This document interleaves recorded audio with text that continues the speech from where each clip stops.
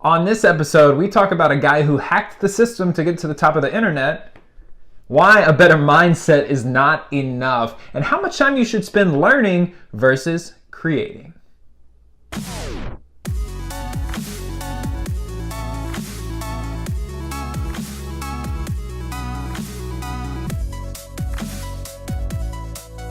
Hey everybody, and welcome to Finish Friday, the show that helps more creative people change more lives. I am your host, Todd B from Tennessee, and I created this show because on a scale of 1 to catching up on that extra hour of sleep after the clock changes, creating things is hard, and finishing those things is even harder. Yeah, I don't know what it is. Like day one, I was cool. Like the first day I lost an hour of sleep, I woke up the next morning, took my grandmother to church, it was all good, but like today, I don't know, struggling, man, struggling. So that's what's going on with me. Also, my wife and I are watching every Best Picture winner ever, and that has been enlightening. I didn't watch like a ton of movies when I was a kid, so I missed out on a bunch of stuff. I'm glad to be catching up now. I think I'll probably create a Medium series about it or something to get the takeaway for you guys. So that's what's going on with me. Let's get into today's topic.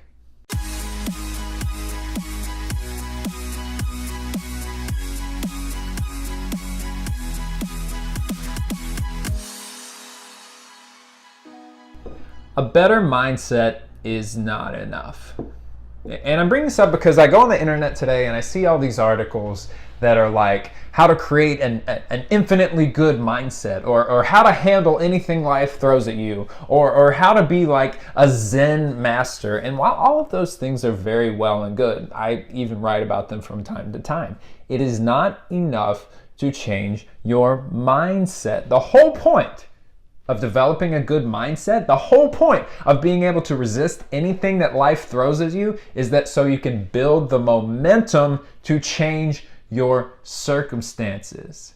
Mindset without movement is meaningless. Look, you guys, some of you are getting real zen with your life, right? And you're learning to be grateful for everything you have and to be patient with everything. And those are both things I talk about all the time. But at the end of the day, you have to feel a little bit of tension. You have to feel a little bit of discomfort, a little bit of displeasure in your life to start the friction that it takes to move from point A to point B. It's great to have a good mindset, but if you just have a good mindset and don't change your circumstances, or you're living in a crappy situation, you're going to be rowing your cheerful, positive rowboat straight into a tsunami. So I have to beg you and remind you today that mindset without movement is meaningless. Look at your life and yes, fix your mindset, but also figure out where you want to go and then figure out how you can use your mindset to get there.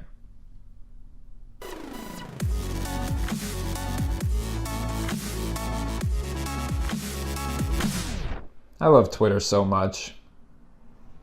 Like everybody keeps telling me it's dying, but I've built my following mostly on Twitter and Medium, both written word forms, which is supposed to be out of style now. Today's question of the day comes, as always, is sponsored by my book, The Creative's Curse. And audio, Kindle version, it doesn't really matter which one of these you pick up. They're both good. I am very proud of both of them and grab them today. Today's question comes from Brinley Duick on Twitter. Brinley says, how do you balance creating with learning? For me, I tend to be learning in my free time. And he goes on to say, gives me a little bit of context here to say that he's a developer who creates software at work, and then he comes home to learn about new tech. And I'm not sure, I should have prodded farther to see if it's new tech in the same world, or he's trying to start a different thing here. But Brinley, I'm gonna go back to what I said a couple weeks ago, maybe even last week, which is that I would spend 80% of my time in the zone doing what you are best at, and then 20% of the time doing the business stuff that isn't necessarily as fun. Guys, we gotta talk about a little bit why I'm not just throwing out the 80-20 rule for its recognition and its potential. You need to do things that you are good at the majority of the time, because life is about your heart, not your head. In order to stay in the game, you guys, in order to stay in the game and to keep being motivated to learn and do more, you have to spend time on things that you love and things that you are good at. If you get lost in the business, if you get lost chasing someone else's dream, if you get lost only trying to become this version of yourself and forget who you really are, you go nowhere. And you don't have any fun doing it, right? So the 80-20 rule, but I want to go a little bit further here even. The thing that you have to accept with this 20% over here, especially if you're learning a new craft, learning to play piano, learning how to watch a movie right now, as I am, is you have to be willing to throw away work. You have to be willing to sacrifice this in the name of learning, this 20%, because you're going to be god awful at it. Like when I started learning animation, it took me forever. I was clumsy, I was awkward, and for the first 6 months of anything that I produced, I had to throw it all away. And no one ever saw it. And that was fine because you have to take these invisible lessons that no one else is going to see or give credit for in order to build an unstoppable force in what you want to be good at. If you can do the 20% and be willing to just write that off as stuff that no one will ever see and no one will ever applaud for, then you can inhale it and make it your own. Whenever you learn that 20% of the stuff, you can then make it part of the 80% that fills you up, and that you can do well, and that you can do often, and that you can do better than anybody else.